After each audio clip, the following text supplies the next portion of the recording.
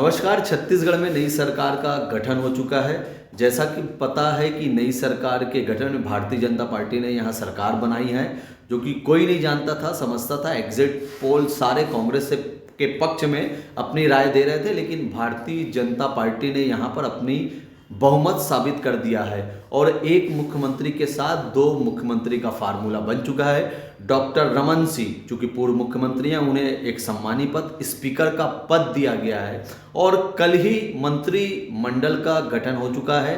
9 नए मंत्री जो हैं भारतीय जनता पार्टी ने इसमें अपने लाए हैं और मंत्रिमंडल को लेकर चूंकि 13 दिसंबर को मुख्यमंत्री ने शपथ ली थी और कल जो है करीब 8-9 दिन बाद मंत्रिमंडल का गठन करना पड़ा। आज हमारे साथ डॉक्टर भूपेंद्र साहू जी हमारे साथ जुड़ चुके हैं। आखिर क्या कारण था डॉक्टर साहब कि मंत्रिमंडल गठन करने पर क्या मापदंड देखे जा रहे थे? 9-10 दिन भारतीय जनता पार्टी को लग गया, क्या गणित ऐसा बैठा? मंत्रिमंडल को लेकर क्या कहना चाहेंगे आप? इसमें केंद्रीय नेतृत्व की महत्वपूर्ण भूमिका रही। अगर पिछले 3 मंत्रिमंडल की हम बात करें 2003, 8 और 13, तो वहाँ कहीं ना कहीं रमन सिंह की भूमिका महत्वपूर्ण थी। लेकिन इस नई सरकार के गठन में केंद्रीय नेतृत्व की महत्वपूर्ण भूमिका रही है और केंद्रीय नेतृत्व जो है फूंक फूंक के कदम रख रही है। ऐसा मुख्यमंत्री दिया जिसके खिलाफ अब खुलकर कांग्रेस बोल नहीं पाएगी, क्योंकि लगातार 5 साल तक कांग्रेस ये आरोप लगाती रही कि भाजपा ने आदिवासियों का महत्व नहीं दिया। या उसी परिप्रेक्ष्य में आप देखें तो पूर्व वरिष्ठ नेता जो है नंद कुमार साहब कांग्रेस बीजेपी छोड़ कांग्रेस में चले गए थे।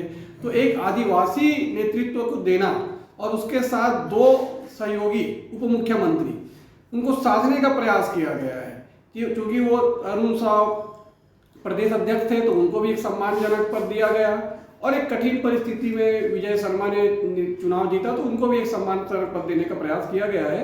अच्छा, ये बीच में रोकना, ये 2 मुख्यमंत्री वाला मामला क्या है? क्योंकि जहां जहां सीएम साहब जा रहे हैं, दोनों उप मुख्यमंत्री हम लोग बहुत नजर रखे हुए हैं, एक किसी भी कार्यक्रम में पीछा नहीं छोड़ रहे हैं उनका। देखिए, ये बैलेंस ऑफ पावर है। राजनीति में बैलेंस ऑफ पावर का बड़ा महत्व होता है कि भाई देखिए, जहां एक व्यक्ति को अधिक महत्व मिलेगा तो उसमें थोड़ा सा फिर सत्ता का अहंकार कहे या थोड़ा सा एक केंद्रीकरण दिखने को मिलता है।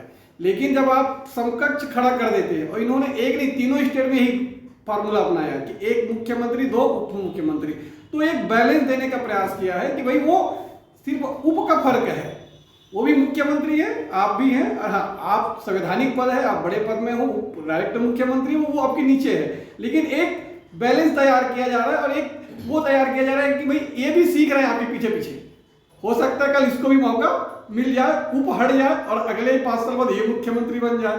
तो एक यानी मुख्यमंत्री को भी मैसेज है कि आपके पीछे भी हमने लोगों को रख दिया है जो सीख रहे हैं काम, और जो सीख रहे हैं उसको लिए मैसेज है कि अच्छा करोगे तो अगले 5 साल बाद 10 साल बाद आपको मौका मिल सकता है। अच्छा, ये डॉक्टर रमन सिंह एक सम्मानी पद मिल गया है, वो भी रेस में कहीं ना कहीं थे, चूंकि 3 बार के मुख्यमंत्री रह चुके हैं। राजनांदगांव से कुछ नाराजगी आ रही है, चूंकि कार्यकर्ता होते हैं। तो देखिए, हर कार्यकर्ता चाहता है कि उसका क्षेत्र का जीता हुआ विधायक मुख्यमंत्री बने, और चूंकि 15 साल सत्ता में रहे हैं मुख्यमंत्री, एक स्वाभाविक दावेदार थे। लेकिन आपको संगठन में सत्ता में बदलाव जरूरी है। आप नए चेहरे नहीं देंगे। भाई 18 की हार का मुख्य वजह यही था कि उन्होंने विधायकों का टिकट नहीं काटा, अधिकांश मंत्रियों को टिकट दिया और सब चुनाव हार गए, और एक ऐतिहासिक हार हुई। इतनी बड़ी हार तो कांग्रेस की कभी नहीं हुई, ना भाजपा की नहीं हुई, जो इस बार 18 में हुआ था। तो आप जब तक लोगों में भाई हमेशा क्या होता है कि आप सत्ता में रहो या ना रहो, आपके प्रत्याशी के खिलाफ एंटी इनकम्बेंसी होती ही है। लेकिन आप जब प्रत्याशी बदलते हैं या चेहरा बदलते हैं तो लोगों में एक नया, अब मान लो 2 मिनट के लिए अगर रमन सिंह मुख्यमंत्री बनते तो कांग्रेस छोड़ देती क्या? कांग्रेस पीछे पड़ जाती कि क्या क्या घोटाले हुए 15 सालों में, या क्या क्या वो आरोप लगाए थे 18 में, वो सारे आरोप दोहराए जाते हैं। लेकिन उन्होंने एक नया चेहरा देके एक प्रकार से यहाँ की विपक्ष को कुंद करने का प्रयास किया है सेंट्रल में। मतलब साय जी जो सीएम है अभी एकदम नए हैं, तो कुछ भी उनके लिए नहीं है, कुछ नहीं है। वो 5 साल केंद्रीय नेतृत्व में रहे, मंत्री रहे, उनके ऊपर कोई आरोप प्रत्यारोप अभी तक किसी ने नहीं लगाया है।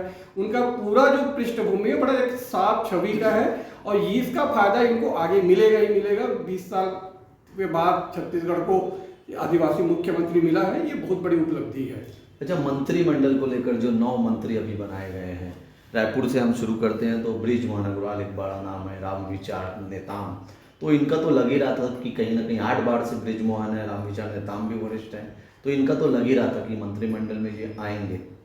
हाँ, वरिष्ठ है। देखिए, बैलेंस यहाँ भी रखने का प्रयास किया गया है सीनियर और जूनियर को, कि है ना भाई, जो पुराने लोग हैं तो देखिए, संसदीय व्यवस्था को समझना भी बहुत बड़ा काम होता है। चुनाव जीतना, विधायक और सांसद बनना एक अलग बात है, लेकिन वहाँ जाके संसदीय व्यवहार को समझना, संसदीय क्रियाकलाप, संसदीय भाषा और उसकी प्रक्रिया को समझना, कैसे उस प्रक्रिया। अभी देखिएगा, जब विधानसभा का अगला जो सत्र स्टार्ट होगा, बजट सत्र, उसके पहले इनका प्रबोधन कार्यक्रम रखा गया है।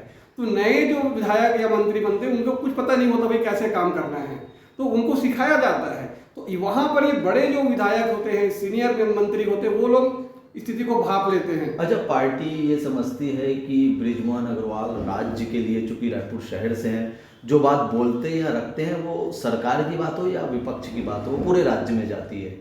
हाँ, देखिए, बड़े नेता जब बोलते हैं तो निश्चित रूप से वो बात दूर तक जाएगी, और संगठन में लंबे समय तक उन्होंने बेहतर काम किया है। हमने देखा है कि विधानसभा चुनाव में अपने निर्वाचन के साथ साथ वो अन्य निर्वाचन क्षेत्रों में लगातार प्रचार करते हैं, काम करते हैं, तो वो एक राज्य की स्तर के तो नेता है ही। लेकिन मंत्रिमंडल का गठन नहीं हुआ था, हम बृजमोहन या रामविचार नेताम सीनियर लोगों से, उनके कार्यकर्ताओं से बात करते थे, तो बिल्कुल वे फूक फूक कर बातें करते थे, कहीं से भी कोई ऐसी बात नहीं कहते थे कि संगठन को या नेतृत्व को वो लगे।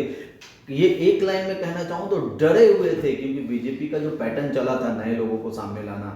देखिए, कार्यकर्ता भाई, देखिए, कोई भी बोलना उचित नहीं होता, उनको उनकी वो विवेक भी होना चाहिए, क्योंकि देखिए, संगठन इंपॉर्टेंट है। यहाँ पर केंद्रीय नेतृत्व निर्णय ले रहा है भाई, उन्होंने उप मुख्यमंत्री, 2 उप मुख्यमंत्री, मुख्यमंत्री का चयन किया। अब मंत्रिमंडल को जिस प्रकार से उन्होंने 2 उप मुख्यमंत्री बनाए, और खासकर जिसमें विजय शर्मा का जब नाम आया, तो ऐसी स्थिति में कोई भी विधायक या कोई भी कार्यकर्ता ये बोलने की स्थिति में नहीं था कि मंत्री कौन बनेगा। और इसी तरीके से दूसरे राज्यों में भी देखिए, जिस प्रकार से नए नए चेहरे, नए नए नाम सामने आए, तो निश्चित रूप से अच्छा, अगर कोई बोलता तो उसका मैसेज फिर सेंट्रल पे गलत जाता।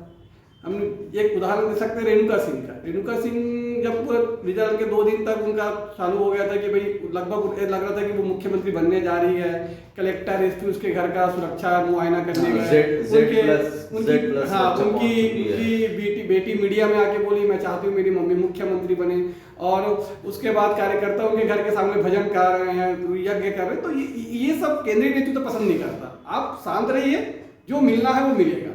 तो इसलिए मुझे लगता है कि कोई भी कार्यकर्ता या विधायक खुल के बोलने की स्थिति में नहीं था कि उसे मंत्री बनाया जाएगा कि नहीं बनाया जाएगा। अच्छा, ओपी चौधरी को लेकर चुनाव के समय कहा गया था, अमित शाह ने खुद रैली में कहा था कि जनता से तुम इसको जिता दो, मैं इसको बड़ा आदमी बनाऊंगा।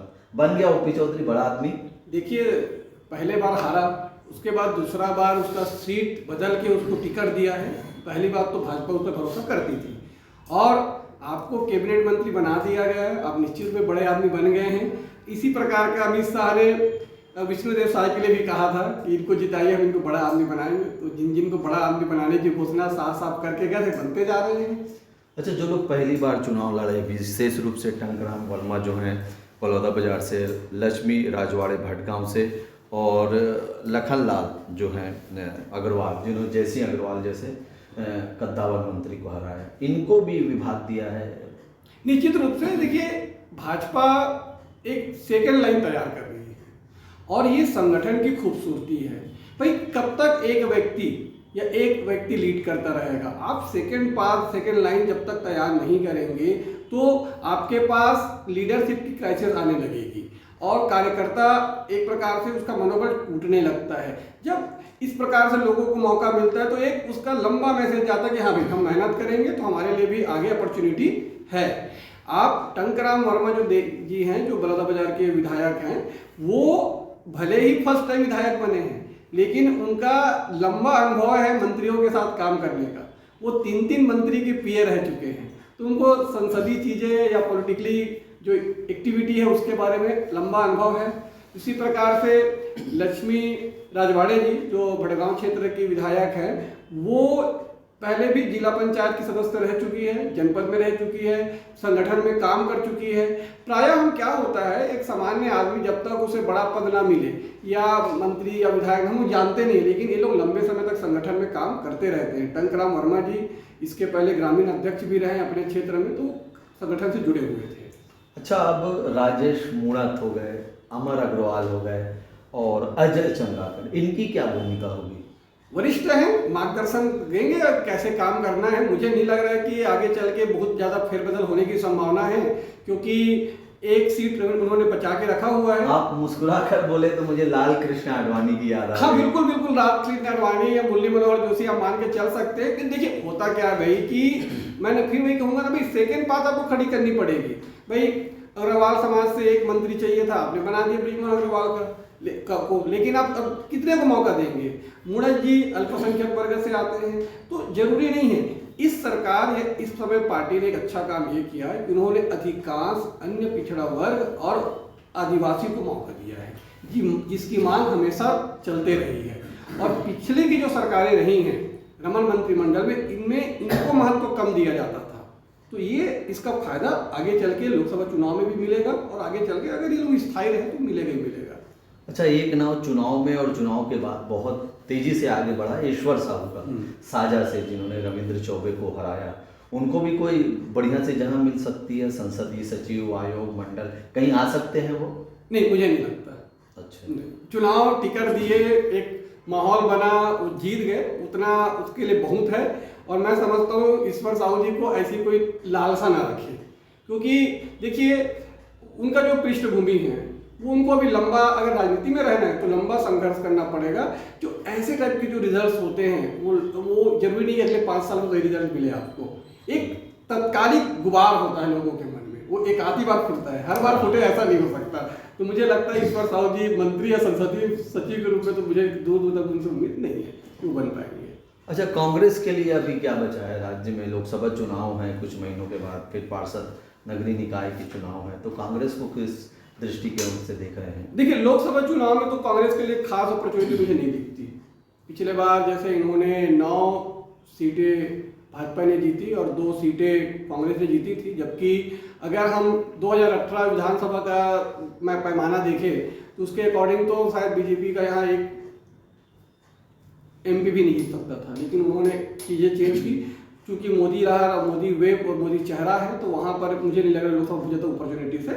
हाँ, अगर ये लोग संगठन को अपने आप को दुरुस्त कर लेंगे, परिवर्तन लाएंगे, नए लोगों को मौका देंगे, तो आगे चल के जो निगम है या पंचायत स्तर पे जो चुनाव होने वाले हैं उन पर उनको फायदा मिल सकता है।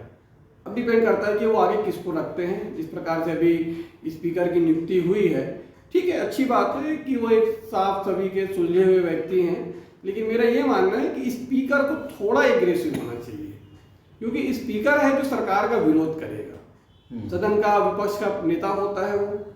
तो मुझे ऐसा मानना है कि वहाँ पर थोड़ा सा सुलझे हुए व्यक्ति को बैठाना चाहिए था। और ऐसे भी यही कांग्रेस है जो 15 साल तक जो नेता प्रतिपक्ष रहे उनको ये लोग बीजेपी के 14वें मंत्री के रूप में बोलते हैं, चाहे TS सिंहदेव हो, चाहे रविंद्र चौबे जी हो, चाहे वो महेंद्र कर्मा जी हो। तो मुझे लगता है कि थोड़ा इस मामले में कांग्रेस को थोड़ा सा एक बार निर्णय को देखना था कि वो मतलब एग्रेसिव आदमी चाहिए विधानसभा में बोलने के लिए। आप संगठन में रखिए, मंत्री रखिए, आप शांत स्वभाव के लोगों को। विधानसभा में दबंग आदमी चाहिए जो वो विपक्ष को, सत्ता पक्ष को हिला सके। चरणदास महंत की बात कर रहे हैं? हाँ बिल्कुल, अच्छा, सज्जन व्यक्ति हैं, लेकिन थोड़ा सा मुझे लग रहा है कि एक अच्छा विपक्ष नेता प्रतिपक्ष जो होना चाहिए। भूपेश बघेल दमदार होते हैं। भूपेश बघेल दमदार होते हैं, बातें भी कहते हैं। और अभी भी जो 3 दिन सत्र चला है उसमें भूपेश बघेल जी ने बहुत कुछ कहा है। तो मुझे लगता है कि हो सकता था भूपेश बघेल जी को दिया जा सकता था या किसी यूथ को देना था। देखिए उम्र का बड़ा महत्व है राजनीति में, ठीक है। तो अब लगभग 70 प्लस है, तो निश्चित रूप से वो भाग दौड़ या उस तरीके से चीज़ें नहीं हो पाती। उनको या तो संगठन में कहीं और मौका देना था और किसी यूथ जो यंग जो नए हैं उनको एक मौका देना था नेता प्रतिपक्ष के रूप में, जो अगले 5 साल तक डट के मुकाबला करता सदन के भीतर। सदन के भीतर भी महत्वपूर्ण होती है विपक्षी भूमिका, लोग उसको भी देखते हैं कि सदन में कैसी परफॉर्मेंस रही विपक्ष की। इसलिए मुझे लगता है कि वहाँ पर किसी अच्छे यूथ को मौका देना था। अच्छा, केंद्रीय नेतृत्व की बात कर रहे हैं भारतीय जनता पार्टी में, तो कहीं वही परिपाटी तो नहीं शुरू हो गई है? जैसे कांग्रेस की बात करते हैं तो सोनिया, राहुल, अभी सारी बातें मोदी और शाह तक जाकर रुक जा रही है, तो वहीं ये लोग भी तो उसी कंडीशन में, उसी पैटर्न पे नहीं चल रहे हैं? देखिए, दोनों में फर्क है, इसमें कहीं कोई शक नहीं है कि आज केंद्र में या भाजपा में जो भी होगा वही होगा जो मोदी चाहेगा, इसमें कहीं शक नहीं है। लेकिन भाई वो कब हुआ? 2014 के बाद हुआ, जब उनको प्रधानमंत्री के पद के लिए घोषित किया गया। तो जो लीड करेगा उसका तो एक समय रहेगा, लेकिन इसको दूसरे एस्पेक्ट में देखिए कि कम से कम वहाँ परिवारवाद के आरोप आप नहीं लगा सकते। मोदी के पीछे कोई है ही नहीं। हाँ, जिस दिन उसके बदले उसका बेटा सत्ता में आ जाता या उसके परिवार का, तब आप कहते हैं कि भाई वो पार्टी चालू हो गई। हो सकता है मोदी 10 साल रहे, 10 साल और रहे, लेकिन उसके बाद कोई तो आएगा। जो आएगा वो मोदी परिवार का नहीं होगा, ये हर व्यक्ति जानता है। मोदी के साथ ठीक है, लेकिन अमित शाह के साथ जय शाह है। देखिए, दोनों में फर्क है। जय साहब देखा जाए तो वो राजनीति में नहीं है भाई, क्रिकेट बोर्ड से जुड़े हुए बहुत लोग जुड़े थे। शरद पवार साहब तो क्रिकेट बोर्ड से भी थे और मंत्री भी थे, सांसद भी रहे हैं, डबल। वैसा वो दोनों चीज़ें अलग अलग, मैं इसको अलग अलग तरीके से देखता हूँ मैं। तो वो मुझे नहीं लगता कि बहुत ज़्यादा इस पर आप किसी को आपत्ति होनी चाहिए। ये हैं डॉक्टर भूपेंद्र साहू जी, जो कि बड़े ही बेबाक तरीके से अपनी बात रख रहे थे, और जो चुनाव हुए, चुनाव के परिणाम हुए और मंत्रिमंडल का जो गठन हुआ उस पर किस गणित और मापदंड के साथ उन्होंने मंत्रिमंडल का छत्तीसगढ़ में गठन किया गया, भारतीय जनता पार्टी ने उस पर अपनी राय रख रहे थे। आपसे फिर मुलाकात होगी इस नए मेहमान के साथ, तब तक हमें इजाज़त दें। नमस्कार, और देखते रहें द रायपुर टाइम्स।